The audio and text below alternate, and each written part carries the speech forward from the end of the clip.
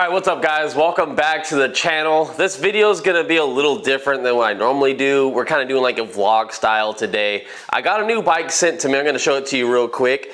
This is going to be an aerial rider e-bike. Now, I'm going to be very behind on reviewing this bike. It's not a brand new bike from the company.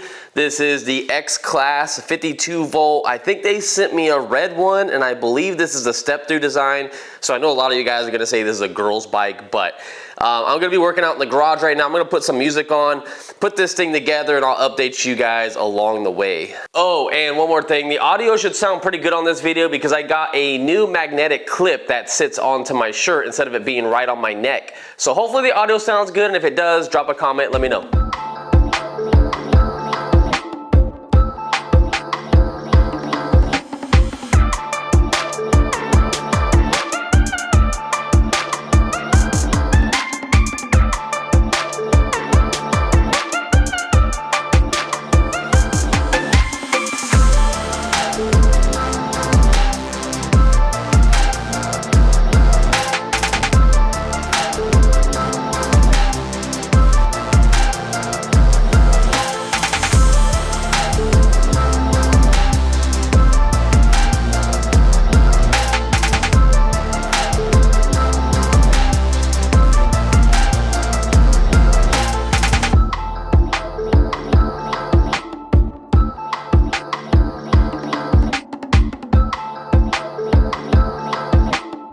Alright, so here is the bike fully assembled. We'll be doing a review on this very, very soon.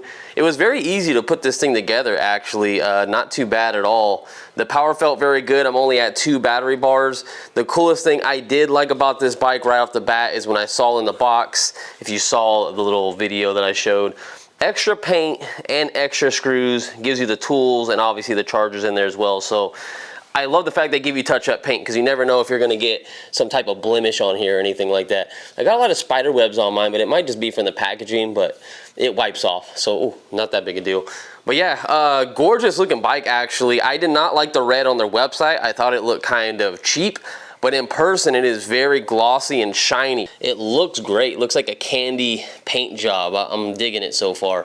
I already unlocked it. Very easy to do. The password on here is 1919. And then you basically just up your top speed from 20 to, I think you can go to 62 or something like that. It's obviously not going to go 62 miles an hour, but it's definitely going to hit probably like 36. And like I said, the power felt great already. So very excited to test this bike out and see how it compares to all the other bikes we have in the garage. So the next thing I would like to do is I have this thing. I have a tire for the REVV1. I only have one because I wanted to see if these would fit and how they worked, and I don't know, I just wanted to see the feel of them and just get an idea because I love how my Shinkos look on my Super 73, but I feel like 99% of people use these tires, so I was like, well, why not go to something different on the REVV1 build? There is no chain on this bike yet, unfortunately. I never got that fixed, so kind of disappointed you guys in that way because I don't know how I'm going to get a chain on there. So I think if I do put this tire on today, maybe we'll put it on the front. I think we're going to work on it right now. Why not? It's super hot out here, but the front should be easy to do, and then we'll worry about the back later. I'm going to do the tire, maybe order it at the same time as trying to fix the freewheel and chain all at once. So let's pull out the REVV1 and let's put this motorcycle scooter tire on there.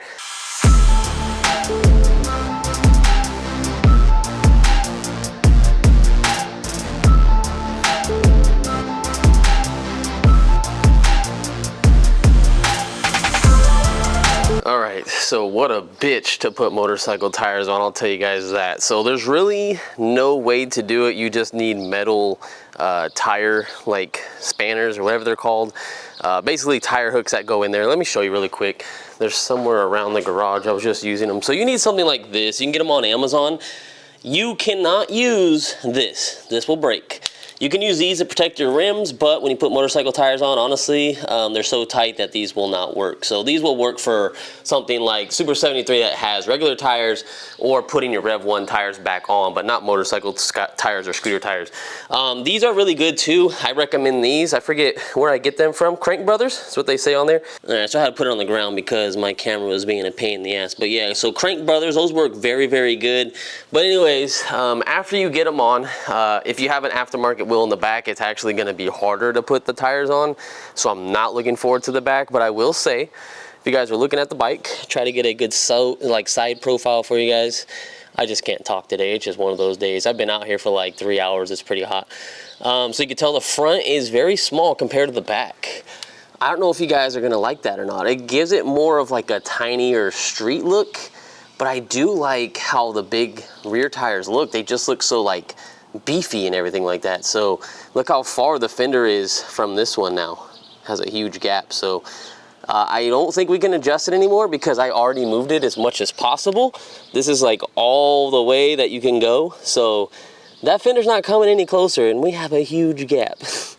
So I don't know how I feel about them, but I will say turning the bike right off the bat, smooth, buttery smooth. There's no like, it feels like there's no grip in the front, but I know there's a lot of grip, but it just so loose in the front now. So it's like more agile to turn, everything like that. It should have better rolling resistance and we should get more range as well, I would think maybe. Well, I take that back. So motorcycle tires do have a lot more mass, so you might lose a little bit of mileage, but at the same time, since they're smoother to roll around with compared to the big ones in the back, I don't know, I feel like you might get better range. I'm not sure. Because these are like nice and like squishy, even when they're aired up, and the front ones, even though they're at like 35 PSI, they are absolutely hard as a rock. Hard as a rock. So I feel like what I want to do is I want to take this up and down the street and go ride it. So I'll probably do that later tonight, and then we'll see how these tires are and I'll give you my feedback on them. Again, I'm not going to do a full video putting the front and back on.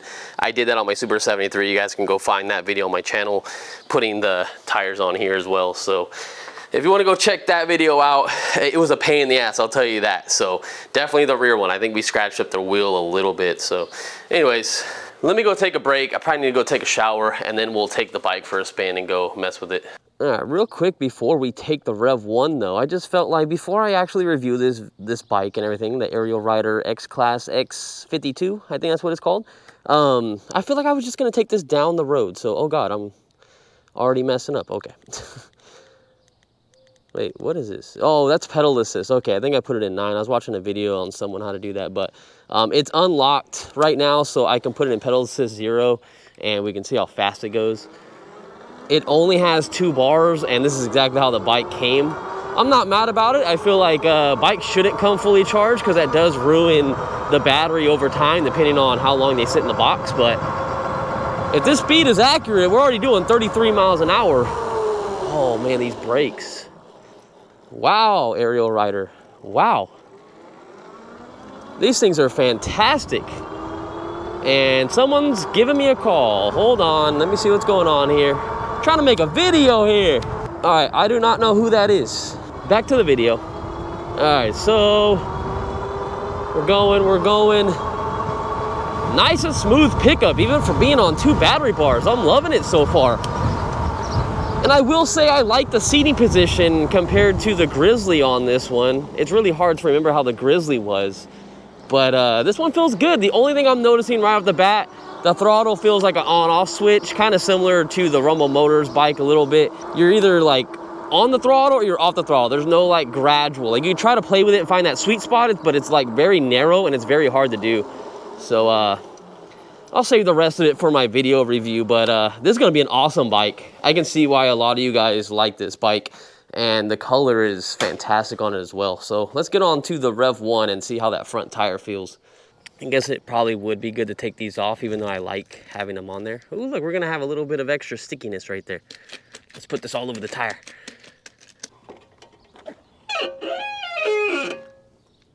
Who put a nail in front of my house? Come on, bro. Oh, come on, man. Why you gotta be making noise in the front? I just put you back together. Oh, that's a pain. I hate that.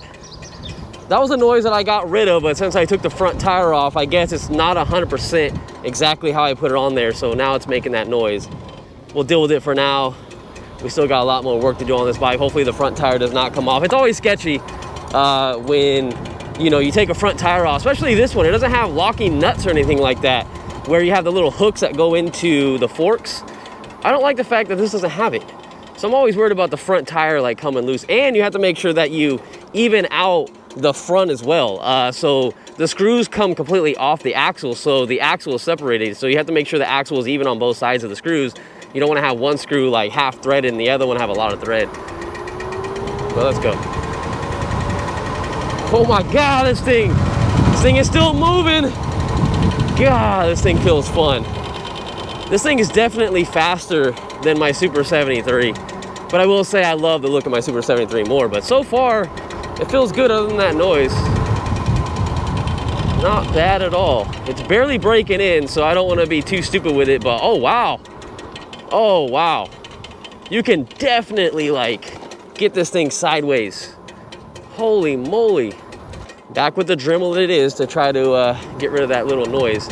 It's hitting there's an adapter. So the rotor, when it got bolted on, it's not 100% even though all the bolts like got bolted on evenly and screwed on completely like in the same pattern, and they all locked. So they're not like one shorter than the other, and there's no spacers behind it, but the rotor ever so slightly is off. It kind of moves around, so a little bit of it hits that little adapter that you need to put a 203mm rotor on here. So it's a work in progress, guys, you know what I'm saying? If it was me, be straight up honest with you guys, just keep the front rotor and just replace the brake pads. That's all you gotta do. Oh my God, yes. This bike feels so smooth to get up the power, and it's so consistent compared to the Super 73 RX with that cheap Chinese battery. I love it. This thing's awesome. Oh, ooh. So going over those, let me go over this. Yeah, it feels a little different because this front tire is stiffer. So it actually feels rougher going over stuff. Like obviously we're just in the neighborhood kind of chilling, but going over that section back there, it definitely felt a lot different. And it does feel lower in the front. I actually feel like the bike is like sitting like this now because I feel like I lost an inch off the front.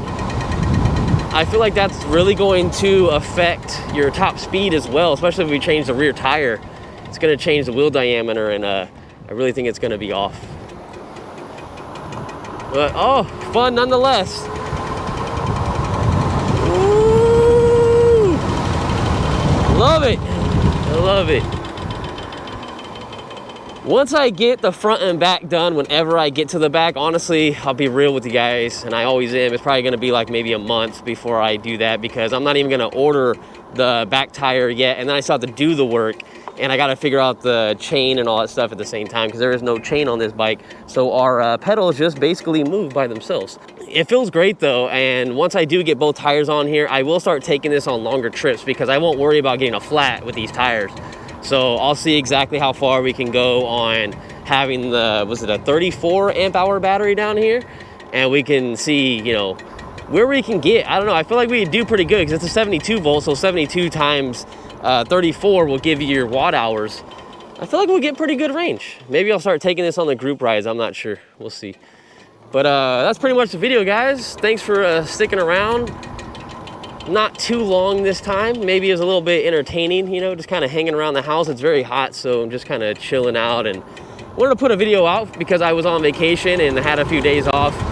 And now what I think I'm gonna do is put this thing back to charging so I can maybe take it another day on my vacation, or I'll take it to work when I start back up because I'm almost done with my vacation by now.